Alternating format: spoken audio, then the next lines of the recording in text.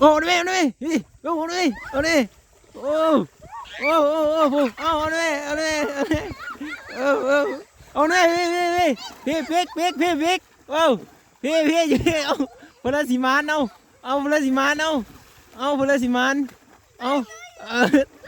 ตุยบอกเอาด้วยพี่เราไปรัดพี่เอาด้วยโอ้ยปล่อยเด็กน้อยลงน้องไงเอาด้วยเอาโอ้ยคน3 คนจับปลาก็ไม่ได้ดิไปในคำปะมันเสียซะ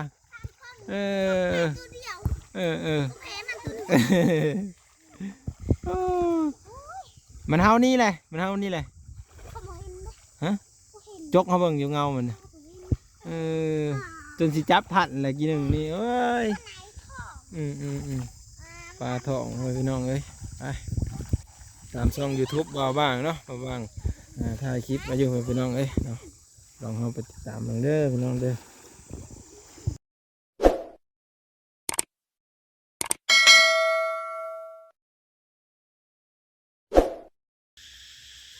สบายดีเด้อพี่น้องเด้อป้าพี่โตหยอดผักกระโดนพี่น้อง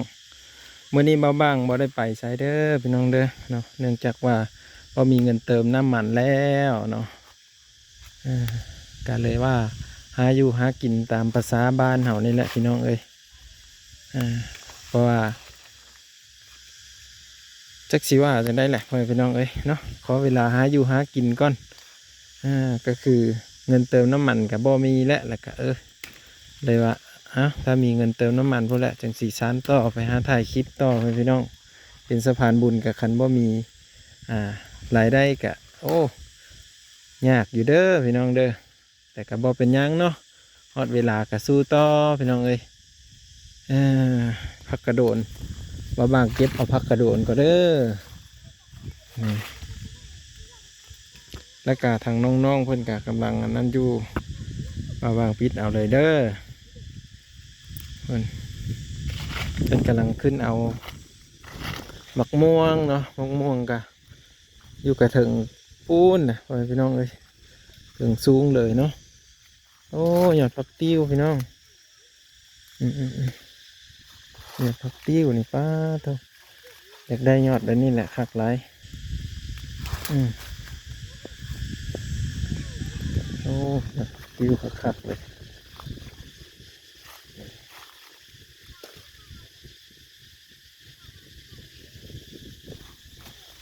นี่ผักติ้วแดงผักกระโดนเนาะ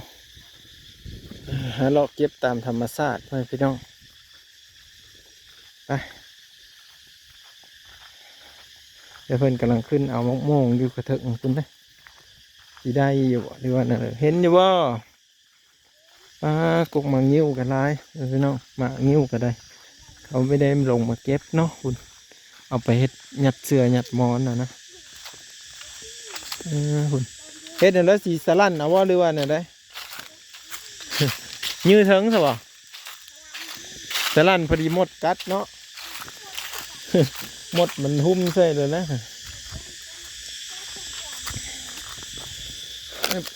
กินหอดสายฟ้าเด้เนาะสายฟ้ามาเก็บผักเก็บอันนี้นะทุกคนที่ทมบะม่วงกระซอพี่น้องเนินบักใหญ่ๆหนึ่งได้นี่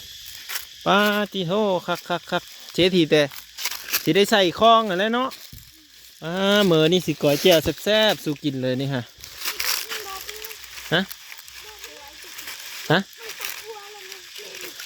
มาลงมาเพราะอะไรนี่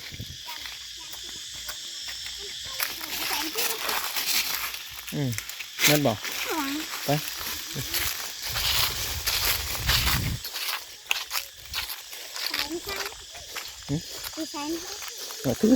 คือเอาเพื่อเอามันนี่เลยใครเนี่ยอย่าปิดควันมัน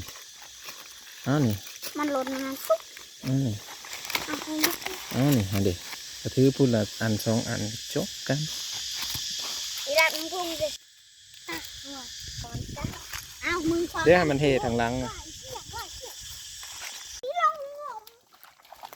ไปทุกคนหลังจากที่มาตั้งแต่เก็บพักเก็บหญ้าค่ะแม่นแล้วบ่ฮะวุดรถคือว่าแม่นนะ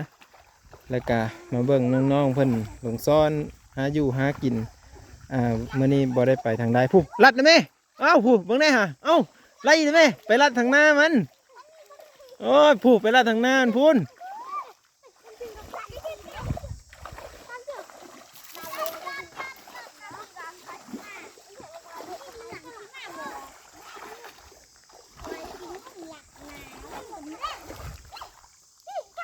ขึ้นนะแม่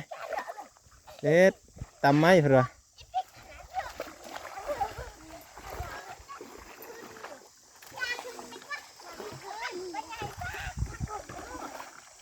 ฮอนไม้เด้อทางหน้านะ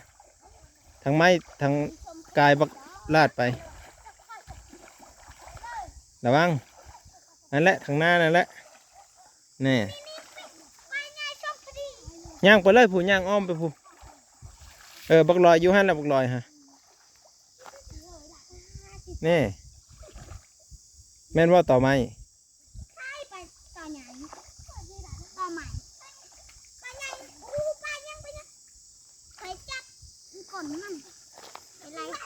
พี่ย่างขึ้นพี่เลยรัดบักลอยอยู่หั่นแหละบักลอยมึงนะอยู่หั่นแหละรัดอยู่หั่นเลยร้อยไล่เลยเพิ่นไปทางเขาอีปลาพอปลาซิวคือสีลายเนาะขึ้นนะแม่ขึ้นนะแม่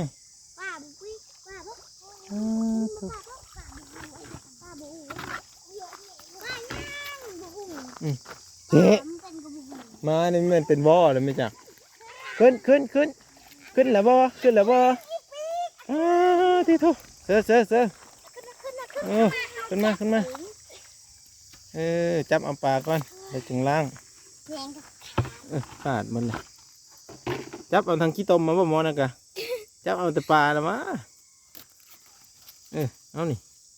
เป็นอะไรอย่างล่างนั้นปะเลยจับด้วยไปเอาไปล่างอีกเอามือไปซักเบี้ย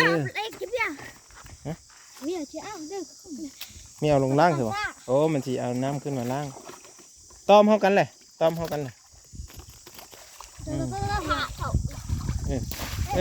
เอามาสิเฮแล้วฮะเซ็ตมันอ่อนมันตัวหาดแล้วโอ้เป็ดเนาะมันอ่อนบนหาดแล้วรัดดึงก่อนรัดพี่บอกลอยมาจับเคอพี่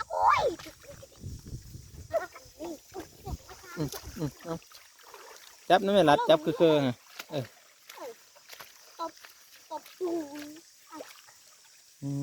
จะได้กินอยู่บ่ลูกลอยกับจับย้ำลงอีกยางพอบ่นี่ฮะเลิกเอานะเสร็จโอ้ยฮะปลาทิมเลือกกินเดี๋ยวลอยมันสิปลากันทอดที่มีแนวบาดตัวนี้เรียกได้ไม่ซื้ออยู่ไหมแต่เดี๋ยวเอาดูเห็ดได้แต่ปลาซิวน้อยๆตกน้ำบัดมือเลยได้เห็นเลยล้างอีกเลือกอีกมันเพื่อสิได้อยู่ได้กินนะพี่น้องเอ้ยฉันไม่ได้น้องนี่แสดงว่าบ่ได้เนี่ยอยู่แนวกินเด้อนี่เลยแสดงว่าบ่ได้ป้าล้างอีกเป็นเลยนี่ขี้ต้มคือร้ายแท้แล้วมันแทงมือข่อยจับร้อยจับหันดิเด็กมันก็งามเลยฮะ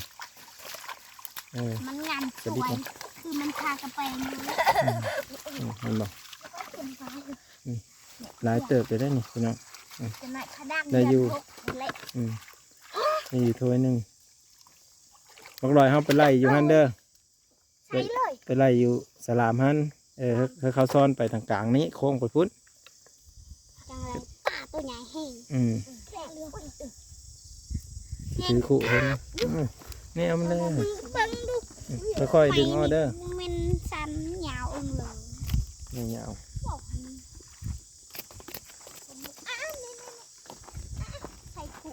นะให้บักลอยใส่แล้วเหล็กเอาเสน้ำไว้นี้มันโดนอะไรมันคือไปเลยอย่าพาลงไปเข้าซ่อนไปก่อนไปมันไปนี่ เสร็จไปเลยร้อยมึงจะไปทางอื่นยืนอยู่หันแหละอย่าเผาอย่าเผาไปเขาย่างก่อนเวียพี่เลยเด้อนั่นแหละบาทนี่ติดทุกปลาซิวนี่ไม่เยอะเว้าเลยพี่น้องไล่ลาดไล่สระน้ำหน่อยตีสระน้ำเนี่ยฮะสระทางก้นพี่บักลอยพี่ลอยสระทางพี่สระทางพี่เลยมันเฮาไปหาเขาขึ้นเลยบาทนี่ปลาซิวไล่รีบมันดองเอาเลยเอาขึ้นเลยบาทนี่นี่ขึ้นเลยเต็มปลาข้อดำได้ฮะแต่เอาคล้องเลยเอามันจะไปแล้วฮะรัดเสร็จเรียบร้อยบาทนี่เรียบร้อยปักตีนนะบ่นี่ปลาข้อนี่มันบ่ได้ปักตีนมันบาดปักนั่นไหมว่าตัวใหญ่มันปักได้ฮะมันปักได้เกากดนี่สิเฮ็ดดิว้าเหี่ยวมันออกมึงอย่าเฮ็ดจังซั่นนี่โอ้ยนักเฮ็ดย่านเฮ็ดยิงข้างย่างอยู่จับคอเงือเขาหันอันไว้ไปใส่น้ำมานี่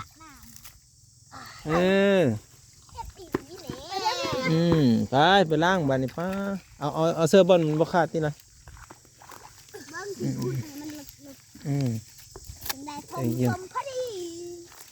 โอ้ขาดใหญ่นี่นะ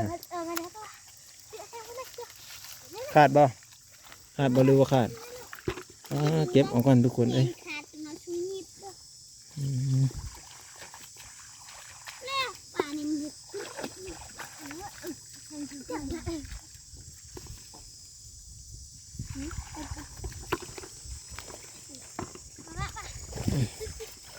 เก็บเอาอีบ่เลิกเอาอีบ่ถูกมันเฮาตามลืบอันนี้เ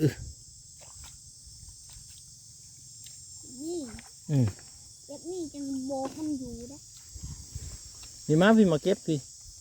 คอยยังวัดมันเฮ็ดยังมันอย่างมันดองดิมันอันนั้นเนาะมันมีใบอันดอกไม้ดอกกงหันละดอกไม้ส้มสีดินจุกานจังหวะเอาดอกไม้อันนี้บ่ดินเพื่อดอกไม้เขาไปหาเที่ยวหาลิ้นทางอื่นโตสิลิ้นดอกไม้เลยมองนี่มันแม่นจะบ้ากัน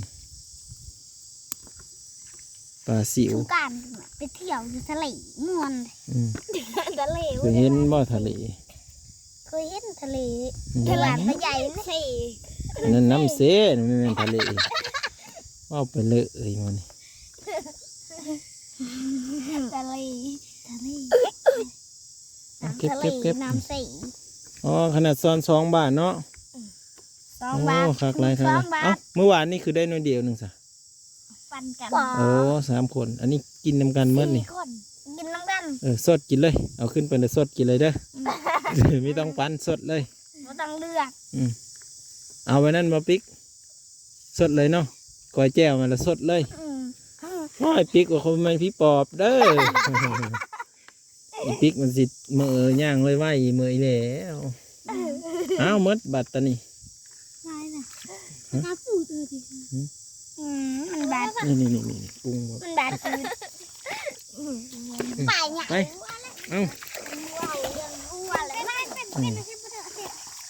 ผู้ซ่อนไปทางเก้าก็ได้เด้อป้าโทรไปแย่งหาดล้มหดควายน้อยแล้วร้อยนี่มาเก็บนี่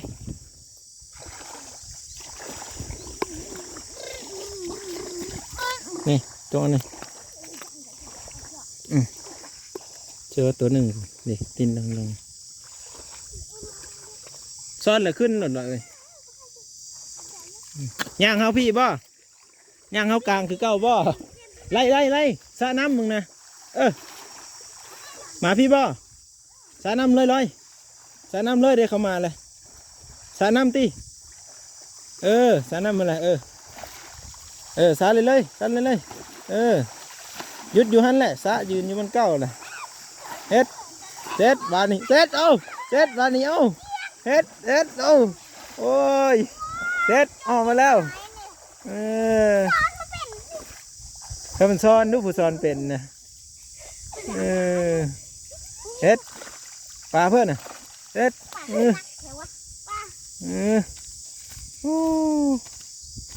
เอาเน่เอาเรียบร้อยบานนี้เอาหาดมาแล้วพะแยงฮะโอ้ยหมอนี่เข้าขึ้นวิทย์ก้อนเลย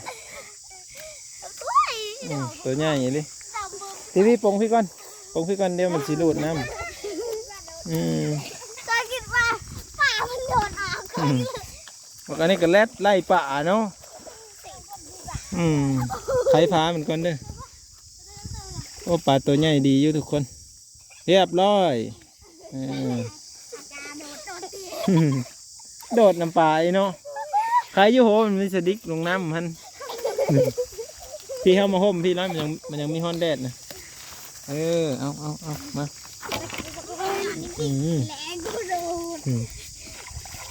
ใครอยู่โหมันมีซักหรือเนาะตีนกาเลยป่าออกจะหน่อยไม่ได้โอ้ซักกุ่นลงแล้วเนาะแต่ท่านนี่มุนเพิ่นยันจักสีไล่จับเอาปลาจักสีจับเอาคนแล้วเนาะ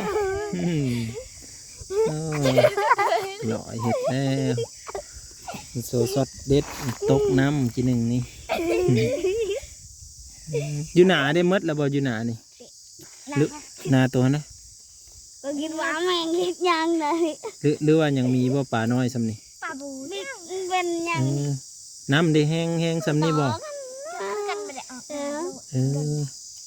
ออกไปเบิ่งเนาะไปบ่เลยกินข้าวแล้วออกไปเบิ่งไปหนามบกนะงุมป่าก็ได้นะได้บ่ซ้ำนี่บ่เลยพี่ออกไปบ่ซ้ำนี่บ่นั่นเพียงนี่อยากเขียนอีพิกงุมได้จนบกคนนี้จนเพียงนี้นะพิกนี่ขี้ต้มพี่ปลาขี้ต้มลมวันนี้เพียงนี้แล้วนี่เพียงนี้นี่นั่นมันลมแถวกลางมันเนาะสุขายลงตอนนั้นสุขายจับคันขางมันเน็ตออกลองกินข้าวแล้วก้อนคันมีน้ำมันก็จังไปก็มึงมีน้ำมันก็ยุ่งย่างบ่เลยสิมีเมยบ่เลยมันไก่ขันเก็บเอาแต่ทำอิฐมันก็งามเลยนี่เนาะนี่จะเบิ่งนี่สิตัวฮุบเอานะจะไหนโดดหวานซ้อนนี่บ่เลยซ้อนแบบเก่าบ่เดี๋ยวให้พวกลอยไล่ซ้อนกลับไปกลับมานี่แหละนี่เนาะลอยมาไล่ข้างนี้ลอย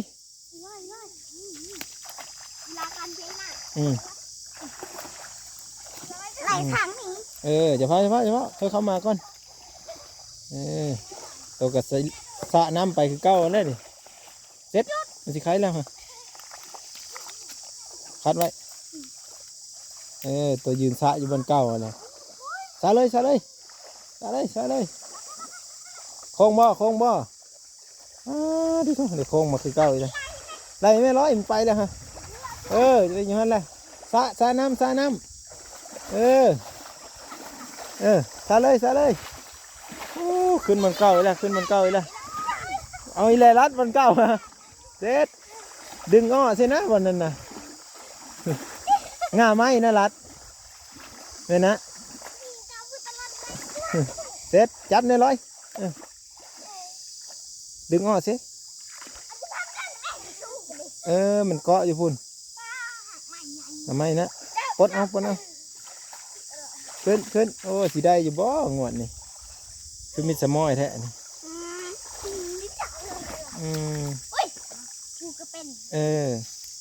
จับมันเนินได้บ่นี่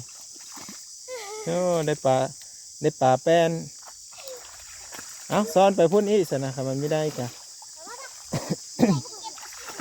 ลูกลอยนะมันมีไหลคักๆนี่ซ้อนไปเลยวางเด้อไม้เด้อไล่พวกลอยอย่ามา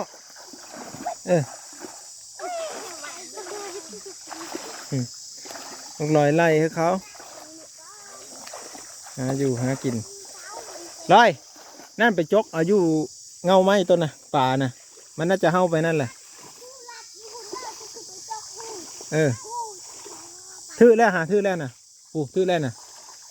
เอ้าลัดนะแม่บอกร้อยลัดนะแม่อ้อแล้วมีจังหะ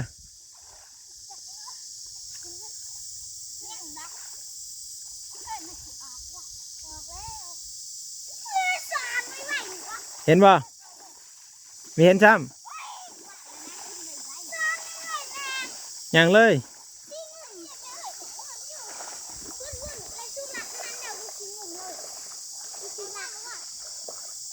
พอได้อยู่ได้กินเยอะพี่น้องคันมีน้องสะนะอันนี้ก็คืออันน้ำโมยไว้กระเทาเห็ดนะ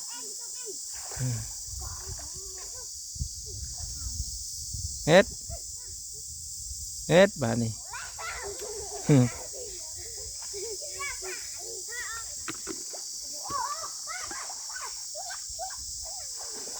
เด้ตำเลยเด้ฮะ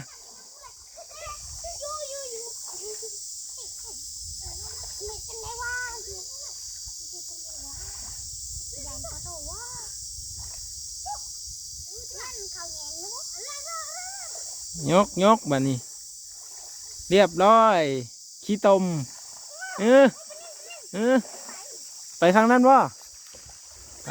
ไปข้างนั้นตีโถ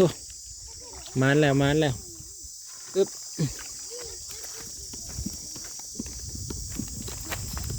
โอ้ยสิปล่อยลงนี่เลยเนาะสิเฮ็ดคลองความลงนี่ก่อนพอดีแล้วสิไล่งมกันอีกแล้วมันปักมือเด้อเซ็ตยับดีแน่พี่ปลาซิวทางหลังสิโตพี่เอาเนี่ยเซ็ตเอามาเลยเอาโหมันแหละลงตัวนึงเข้าตัวนึงเอาเอาโหมันลงมาตัวนึงเข้ากับตัวนึงเรียบร้อยบานนี้ใส่กระบอกเป็นใส่คล้องเอาลงไปล้างกันที่คือมันจะไม่ล้างก่อนอันละร้อยไม่จะออกมาอยู่เลยนี่หนึ่งกกอันนี้ฮะนี่กกหล่างนี่คือเมื่อกี้นี้ไอ้พี่ที่ซื้อดอกไม้ให้ผู้สาวเนาะนี่ลอยมาเก็บมาดูนี่บัดไปในเมืองคือมิตรสมอยอยู่โอ้ยจกปากกับมิกัดบัดอยู่นี่คือว่าเป็นเด้ออกลอยนายผู้สาวบ่อายแหละชัวโลนไอ้ผู้สาวเป็นไงผู้สาวไอ้โฮโลนบ่จักคนลังอายเคยไปตลาดนี่เคยเห็นเงินจากเงินไปตกบ่เลยวันเฮายางเอาตลาดทางตลาดเคยอยากเก็บนะวันหันนะถ้าได้เลยคือไม่บอกไอ้เลยแต่ไอ้เก็บกับสิบอกเขาแล้วเงินที่เจ้าเด้อสิแม่นไปเห็นเบเขาตกมิดสมอยมาจักหันอันนั้นบ่หันเบียร์นะตลาดอยู่บนหันเบียร์บ่หรืออยู่บนไหนบนเฮาตกหน้าบนเฮาซื้อเครื่องฮะตาหน้าสิเอาสิอยากเก็บใบเท่าไรเงินไม่ใช่หรือใบ10,000ใบยังเลยใบ2,000 13,000มึงนับเลยว่า13,000ว่ากูเห็นใบ10ใบ10อันหนึ่งใบ1,000 2ใบมันสังเกตเบิ่งแต่เฮิงจ้ะเอาคือเฮาย่างไปย่างมาคือไม่เห็นเลยอันนั้นตอนเฮาบ่ได้ย่างไปทางนี้นะตอนทางเขาออกนะบ่แล้วเงินมันอยู่ข้างไหนแหละแบบนี้ทางเขา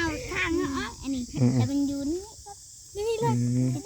แต่อันนี้วันพระเจ้าย่างอันนี้มันอยู่ในรถตาคนเห็นเขาเก็บเอาโอ้ยเขาเคยเก็บเลยนะไปลูกสีซ้อนนี่บ่ซ้อนจักเทื่อนี่10เท่านี่ควายสีงุ่มนี่ชูรัดนะครับแล้วก็สีงุ่มนี่คือมีเขาซ้อนแบบพูนถ้าไปเด้อเลยถ้าตาเนื้อถ้าก็ลงน้ำไปโอ้กูสั้นเลยนี่หมูพัวปลามันแล้วมันอยู่นั่นแหละมันรีอยู่นั่นแหละงูป่าโอ้ยามันไปซ้อนไปเลย จะได้มันซัดออกมาฮะซ้อนเอาแต่ปลาซิวนี่เนาะซ้อนลบไปลบมาตีโถพี่น้องเอ้ยเด็กๆเพิ่นซ้อนปลาซิวที่เอาไปอุไปอ้อมไปจ้ำไปก้อยไปแกงไปกินเนาะไล่เขาหน่อยแม่เขาไปนะฮะเสร็จสิมานอยู่บ่วันนี้ฮะมานอยู่บ่เอาแบบมีไส้อันนั้นเอาดูแบบจับมือเอาเลยดูเฮ็ดเบิ่งดูจากบาทหนึ่งนี่มาจับได้บ่เลยยันจับป่าไปได้นะยังขี้โม่สินะ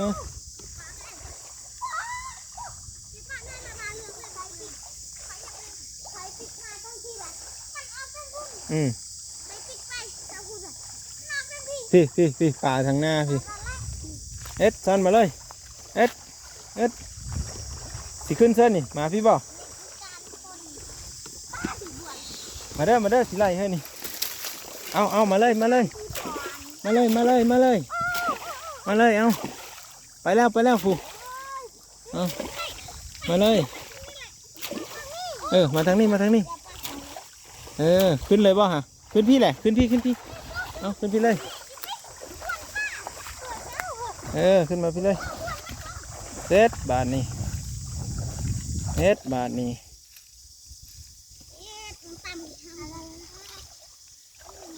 โอ้ทุกคนปลานะปลาซิวบ่เนาะบาทนี้เดี๋ยวพี่มาล้างขึ้นนี่พี่บอลมันอัน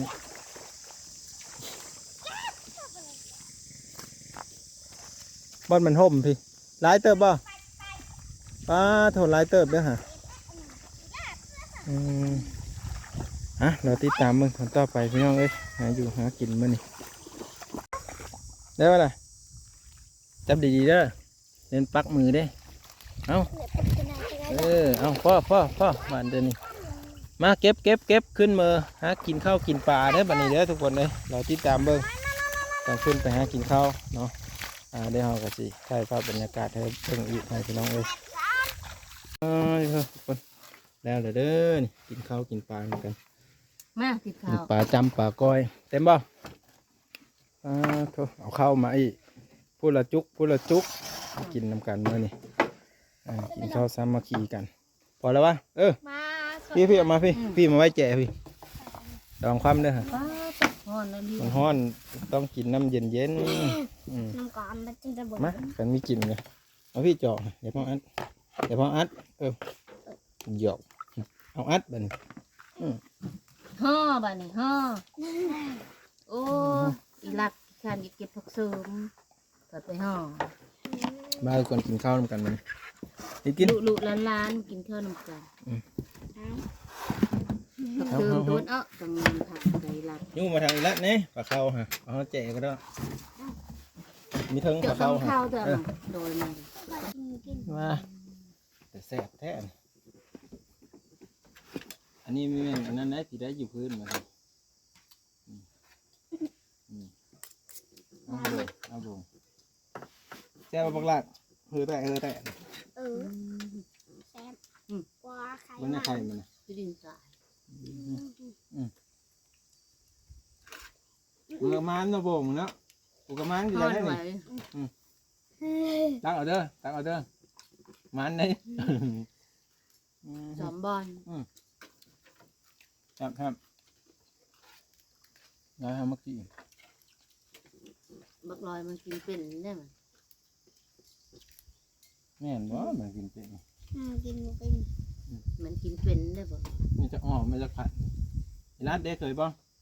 นะอาการคุมอาการเนี่ยกระโหลกเส้นตะคอกนี่เห็ดเนี้ยนี่ยุบเอาเลยได้มาแต่งน้องลอยเห็นมาแต่งเนาะมาอันนี้บักลอยมาตัวเกลียวก็ได้บักละลาย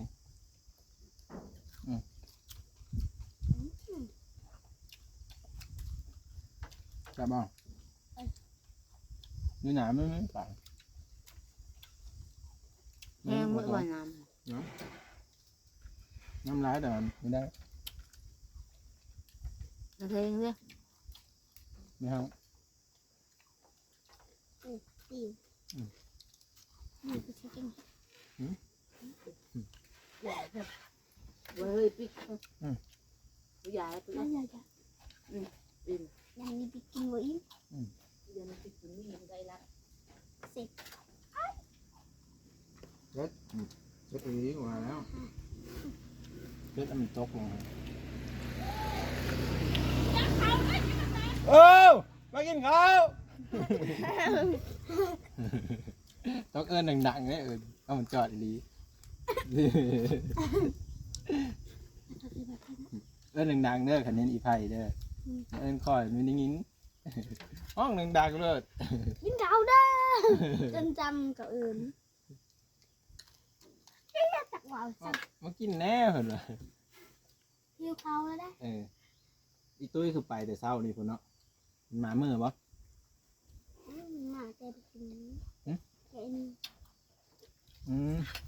ตอนนี้ไปก็เยอะเนาะ แต่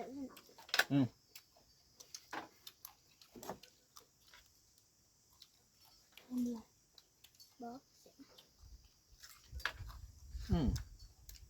กินมาแล้วเรากินซอยจุเรากินปลาจุเนาะชิ้นจุบอกเขากิน มันก็กินแล้ว เอาสดแซ่บหลาย กินแล้วกินได้ เอาพี่น้องกินข้าวกินปลาก่อนวิดีโอหน้าพ่อกันใหม่เด้อพี่น้องเด้อวิถีชีวิตกินข้าวกินปลามื้อนี้จบไปเพียงซ้ำนี้เนาะนี่จื้อหน้าไว้รถนี่เป็นแต่คนฮักกินมันๆนี่นี่อันนี้เด้เท่ายังเท่ายังแหละซื้อนั่นเท่ายังเท่าลอยบ่โดยเหรอ โดย เท่าลอยเนาะหากินมันแหละ